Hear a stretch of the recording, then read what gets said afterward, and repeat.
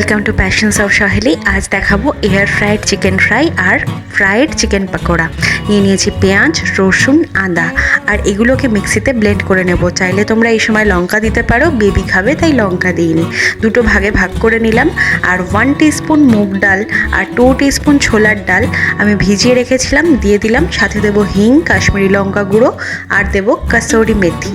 দিয়ে এটাকে জল ছাড়া একটু ব্লেন্ড করে নেব। তারপর 3 থেকে 4 চামচ বাটি ধোয়া জল দিয়ে আর একবার জাস্ট একটু ঘুরিয়ে নেব। তো খুব মিহি বাটা কিন্তু হবে না।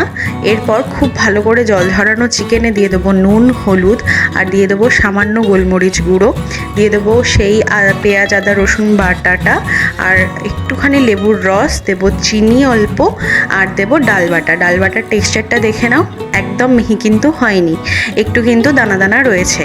ভুল করেও মিক্সি বাটি ধোয়া জলটা কিন্তু এর মধ্যে দেবে না। এটা কিন্তু এরকমই শুকনো শুকনো মাখা হবে আর এতে কিচ্ছু পড়বে না।